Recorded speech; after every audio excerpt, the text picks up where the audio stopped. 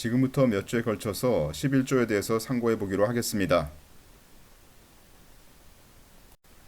우선 여러분들 지난 몇 주에 걸쳐서 갈라디아서 강해가 있었는데 잘 들으셨는지 모르겠습니다. 11조에 대해서 말씀을 드리기 전에 먼저 갈라디아서를 제 나름대로 요약을 해보겠습니다. 갈라디아서에서 우리가 발견할 수 있는 사실은 첫 번째, 율법으로는 사람이 의롭게 될 수 없다 하는 것이죠. 이것은 다만 구원을 받을 때뿐 아니라 구원 이후의 그리스도인의 삶에서도 마찬가지다 하는 것을 우리가 보았습니다. 따라서 사람이 예수님을 믿을 때나 또 예수님을 믿고 난 후에 여러 가지 주님을 따르는 삶에 있어서 율법을 따라서는 안 된다. 율법으로서는 사람이 의롭게 될 수 없다 하는 것을 우리가 분명히 하였습니다. 다음 두 번째로는 갈라디아 교회의 문제는 실상 구원 이후의 삶에서 율법 아래 들어가고자 한 문제였다 하는 것을 우리가 얘기했습니다. 왜냐하면 우리가 본문을 보면 갈라디아서 3장 3절 같은 경우에 너희가 이같이 어리석으냐 성령으로 시작하였다가 이제는 육체로 마치겠느냐 이렇게 했습니다. 이 말씀에서 보면 분명 주님을 믿은 그리스도인들이었으나 율법의 행위로 들어감으로 말미암아 육체로 마치는 것에 대해서 경고하고 있는 것 아닙니까? 따라서 갈라디아 교인들은 분명히 예수님을 믿은 사람이었는데 그들이 율법을 끌어옴으로 말미암아 문제에 봉착한 것을 우리가 알 수 있습니다. 따라서 갈라디아 서에서 다루고 있는 이 율법의 문제는 구원 이후의 삶에 있어서 율법 아래 들어가는 문제가 더욱 심각하게 다뤄졌다라고 우리가 볼 수 있다는 것이죠. 셋째, 단지 하나의 율법 조항, 즉 할례를 받는 문제에 대해서 사도 바울은 그것이 다른 복음이라고 하였다는 것입니다. 넷째, 왜 하나의 율법 조항만을 지키려고 하여도 안 된다는 것인가 하는 문제이죠. 그것은 이것이 그리스도인이 율법 아래에 놓여지는 문제이기 때문이다 라고 우리가 말할 수 있겠습니다. 갈라디아서 3장 10절을 보시면 무릇 율법 행위에 속한 자들은 저주 아래 있나니 기록된 바 누구든지 율법책에 기록된 대로 온갖 일을 항상 행하지 아니하는 자는 저주 아래 있는 자라 하였습니다. 이 말씀에서 보는 것처럼 누구든지 한 가지라도 율법 행위에 속한 그런 것을 지켜야 된다 이렇게 얘기하는 사람은 결국 그는 저주를 받을 수밖에 없다. 왜냐하면 그는 율법책에 있는 모든 율법을 다 지켜야 되는데 그렇게 항상 온갖 일을 지킬 수 있는 사람은 없지 않습니까? 그러니까 그는 저주 아래 있는 자가 되는 것이죠. 다섯째, 할례가 다른 율법보다 특수하기 때문에 그것을 하지 말라고 한 것이 아니라 할례가 율법의 한 조항이고 구원받은 이후의 삶에서 그것을 행함으로 의롭다함을 얻으려 했기 때문에 문제가 된 것입니다. 따라서 할례가 아닌 다른 율법 조항이라 할지라도 그것이 율법이므로 지켜야 한다고 말하는 것은 다른 복음입니다. 갈라디아서 5장 3절 내가 할례를 받는 각 사람에게 다시 증거하노니 그는 율법 전체를 행할 의무를 가진 자라.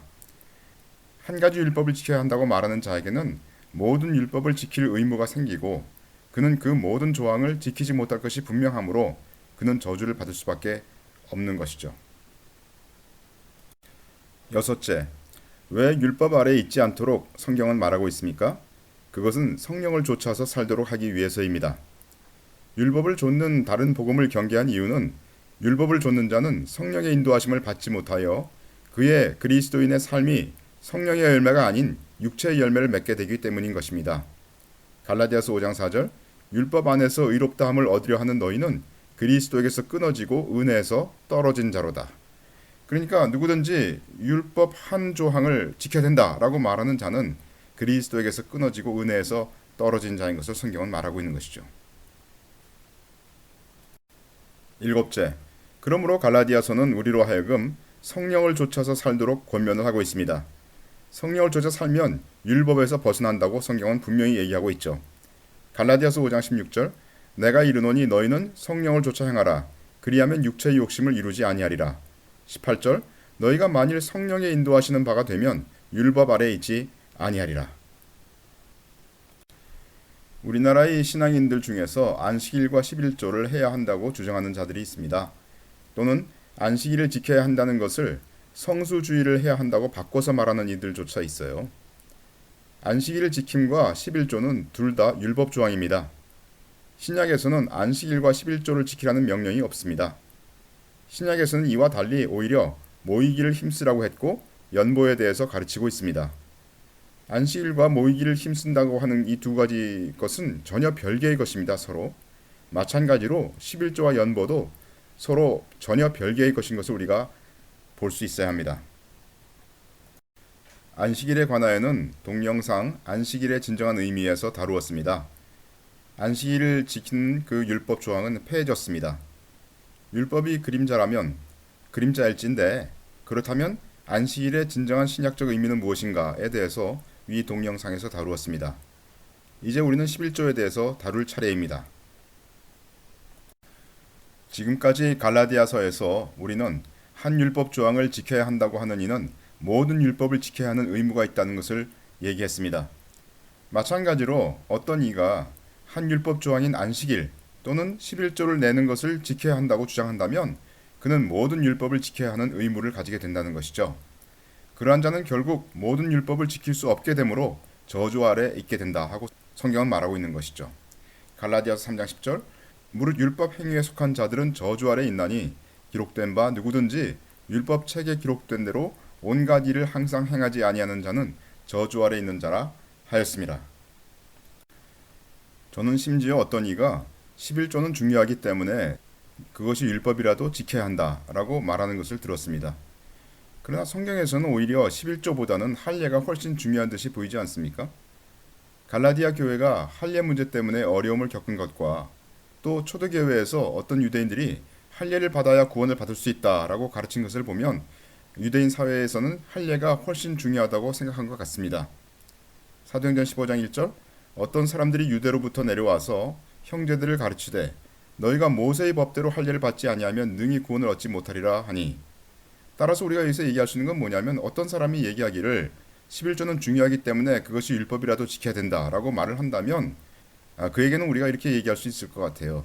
할례는 11조보다 중요한 듯이 보이기 때문에 당신은 할례도 지켜야 된다라고 우리가 도전할 수 있다는 것이죠.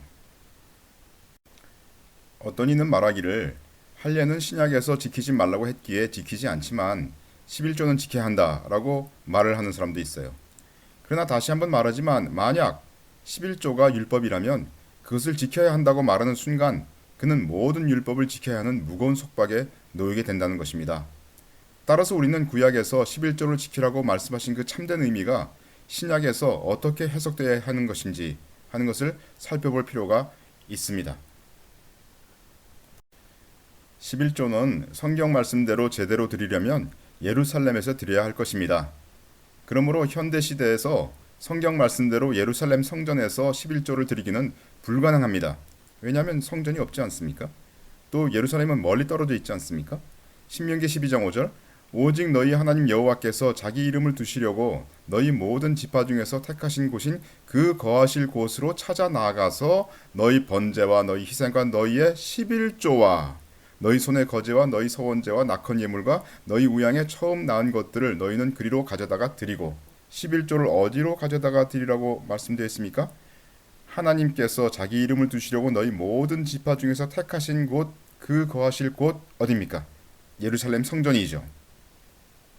따라서 우리가 11조를 드리려면 예루살렘 성전에 드려야 한다고 성경은 분명하게 못 받고 있습니다. 신명기 12장 17절 너는 곡식과 포도주와 기름의 11조와 내 우양의 처음 난 것과 너의 서원을 갚는 예물과 너의 낙헌 예물과 내 손의 거제물은 너희 각성에서 먹지 말고 오직 내 하나님 여호와께서 택하실 곳에서 내 하나님 여호와 앞에서 너는 내 자녀와 노비와 성중에 거하는 레위인과 함께 그것을 먹고 또 내 손으로 수고한 모든 일을 인하여 내 하나님 여호와 앞에 즐거워하되 성경은 분명히 11조는 예루살렘 성전에 드릴 것을 말씀하시고 있습니다. 만약에 어떤 이가 나는 내 월급의 10분의 1을 11조로 교회에 바친다라고 한다면 그것은 11조가 아닌 것이죠. 교회가 예루살렘 성전입니까? 아니지 않습니까? 그러한 자는 정말 무서운 죄를 범하고 있는 것인데 왜냐하면 그는 하나님의 말씀을 자기 마음대로 변경했기 때문입니다. 우스갯소리로 말한다면 내가복음 쓰고 있는 것이죠. 하나님께서는 성경을 가감하지 말라고 하셨기 때문입니다.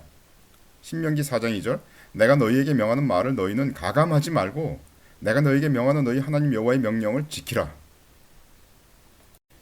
하나님 말씀을 변개하지 말라는 것은 구약뿐 아니라 신약에서도 그렇게 말씀하셨죠.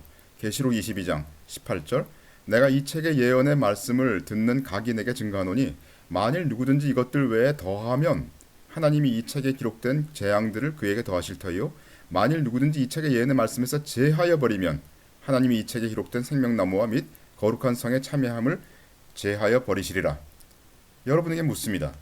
정말 당신이 월급의 10분의 1을 떼어다가 교회에 드리는 것이 성경의 말씀에서 하나님께서 말씀하신 대로 11조를 하시는 것이라고 믿으십니까? 정말 그렇게 믿으십니까? 만약에 당신이 지금 월급의 10분의 1을 떼어서 드리는 것이 11조라고 말하신다면 당신은 하나님의 말씀을 가감한 자가 되는 것입니다. 이 말은 간단한 것이 아닙니다. 왜냐하면 성경은 하나님의 말씀을 자기 임의로 변경하는 자에게 경고를 하시고 있기 때문입니다. 그것은 성경의 말씀을 따르는 것이 아니라 당신은 사람의 교훈을 따르고 있는 것이기 때문입니다. 그러한 자에게 주님께서 하시는 말씀을 보면 마태복음 15장 8절 이 백성이 입술로는 나를 존경하되 마음은 내게서 멀도다. 사람의 계명으로 교훈을 삼아 가르치니 나를 헛되이 경배하는도다 하였느니라 하시고 만약 당신이 사람의 계명으로 교훈을 받아서 당신이 하고 있는 월급의 10분의 1을 떼어내는 행위가 11조라고 한다면 그것은 당신이 주님을 헛되이 경배하는 것이라고 주님께서 말씀하신 것입니다.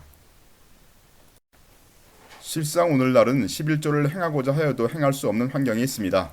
그것은 이미 예루살렘에 있던 성전이 무너졌기 때문입니다. 하나님께서 성전을 무너뜨린 이유는 성전이 예표하는 주님께서 이미 이 땅에 오셨기 때문입니다. 그러므로 우리에게 남은 질문은 이것입니다. 그렇다면 왜 하나님께서는 구약에서 11조를 하라고 하신 것인가? 율법이 참된 것의 그림자라면 11조의 참된 의미는 무엇인가? 11조에 대해서 같이 상고하고자 합니다. 우선 11조를 알기 위해서는 장자와 11조의 관계에 대해서 알아봐야 되는데 이 장자와 11조와의 관계에 대해서는 이전의 동영상 계시록 4경의 60번째 두 번의 휴거 2에서 말씀드렸었습니다. 그래서 지금 잠시 그때의 동영상 부분을 듣도록 하겠습니다. 장자에 대해서 또 말씀하신 구절을 보시면 신명기 21장 반드시 그 미움을 받는 자의 아들을 장자 베코르 장자로 인정하여 자기의 소유에서 그에게는 두 몫을 줄 것이니 그는 자기의 기력의 시작이라. 여기서 시작이라는 단어가 레시트로 쓰였습니다. 기력의 시작이라 장자의 권리가 그에게 있음이니라. 그러므로 장자는 첫 열매 비쿠르이면서 또한 그 중에서도 시작인 자 레시트를 포함하는 것을 알 수가 있습니다. 곡식의 경우에는 많은 곡식들 중에서 첫 열매에 속하는 곡식단이 있을 수가 있죠. 또 그 중에서도 첫 이삭이 있을 수가 있습니다. 그러나 사람의 경우 자녀의 수가 많지 않기 때문에 그 장자를 여러 명으로 표현하지는 못합니다. 따라서 여기서 장자를 기력의 시작으로 표현한 것은 장자의 지위가 본질적으로 첫 시작 곧 최고의 것임을 표현한 것이라고 볼 수가 있습니다. 그리스도에 관하여 신약 성경에서 표현한 구절을 보겠습니다. 고린도전서 15장 그러나 이제 그리스도께서 죽은 자 가운데서 다시 살아 잠자는 자들의 첫 열매가 되셨도다. 여기서 첫 열매를 아파르케로 표현을 했습니다. 곧 그리스도께서는 첫 열매 중에서 최고의 분이시다라는 것을 알 수가 있는 것이죠. 신명기 12장 너희 번제와 너희 희생과 너희의 11조와 너희 손의 거제와 너희 서원제와 낙헌 예물과 너희 우양의 처음 낳은 것들을 너희는 그리로 가져다가 드리고 여기서 보시면 11조라는 이 표현이 있는데요. 이 11조가 보면은 마세르라고 되어 있는데요. 그것을 70인역에서는 뭐라고 표현했냐면 바로 아파르케로 표현했습니다. 다시 말해서 11조가 최고의 것, 아파르케라는 것이죠. 따라서 하나님께서 우리에게 11조를 드리라 하는 것은 신약 성경에서는 어떤 돈을 하나님께 드리는 것을 얘기하는 것이 아니라 우리 속에 계신 그리스도로 말미암아 하나님께 열매를 드리는 것을 말씀하시고 있는 것입니다. 왜냐하면 최고의 것은 곧 아파르케는 그리스도이기 때문이죠. 그리스도가 곧 아파르케 첫 열매가 되셨다고 하지 않았습니까? 이 11조의 문제에 관해서는 언제 한번 시간이 있을 때 다시 한번 말씀을 드리겠습니다. 11조에 관하여서는 이전에 2010년도에 수양회에서 했던 메시지를 2011년에 동영상으로 올렸습니다. 그러나 그때는 일반인들에게 공개하지는 않았습니다. 이제 시간이 되어서 그 동영상을 모든 이에게 공개해도 될 듯하여서 다시 그 동영상을 여기에 올리겠습니다.